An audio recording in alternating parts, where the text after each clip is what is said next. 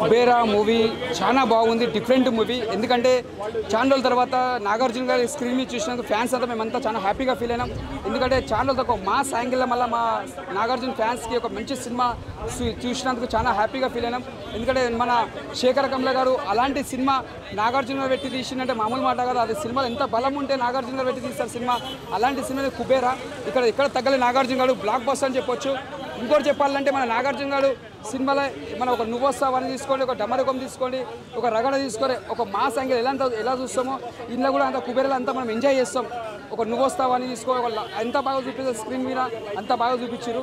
చెప్పాలంటే మన ధనుష్ గారు ఇక్కడ యాక్టింగ్ ధనుష్ గారు రోజు రోజుకి ఇంప్రూవ్ అవుతుంది. అంటే మన తెలుగు ఆడియన్స్కి ఎలా కావాలో అలా చేసి చూపించింది ధనుష్ గారు. యాక్టింగ్లో తగ్గలేడు ఇక్కడ విలన్ యాక్టింగ్ తీసుకురా. మేము చెప్పాలి రష్మిక, ఇక్కడ చెప్పాలి రష్మిక మొన్న పుష్ప, అంతకుముందుకు యానిమల్, మళ్ళీ కుబేరా. ఆమె ఏ సినిమాలో ఉన్నా కూడా బ్లాక్ బస్టర్ కొడుతుంది. ఇది మూడో సినిమా హ్యాట్రిక్ అని చెప్పొచ్చు రష్మికకి. కొద్దిసేపు ఉన్న సినిమాలో మంచి యాక్టింగ్ చేసింది రష్మిక గారు, బాగుంది. ఇక్కడ శేఖర్ కమల గారు మాత్రం ఇరుగా తీసిన అంటే డైరెక్షన్ మాత్రం అసలు చాలా బాగా తీసిన. ఒక మంచి ఒక రాజమౌళిగా తీసిన సినిమా డైరెక్షన్లో అంతా బాగా తీసిండు, ఎక్కడ తగ్గలే. దేవిశ్రీ ప్రసాద్ మాత్రం ఈ సినిమాకి పెద్ద పిల్లర్ అని చెప్పొచ్చు మ్యూజిక్కి. అప్పట్లో దమరకం ఎంత బాగా ఎంజాయ్ చేసినాం మ్యూజిక్, మళ్ళీ కుబేరాలు అంతా మ్యూజిక్ అంతా ఎంజాయ్ చేస్తాం. నాగార్జున ఎంట్రీ సాంగ్ ఉంటుంది, అది మాత్రం మర్చిపోయిందనా. ప్రతి సినిమాలో ఎంత ఎంజాయ్ చేస్తాం అంత ఎంజాయ్ చేస్తాం. ఆల్ ద బెస్ట్ నాగార్జున గారు. సినిమా మాత్రం పెద్ద బ్లాక్ బస్టర్. 5కి 4 ఇస్తా. Block buster, all the best.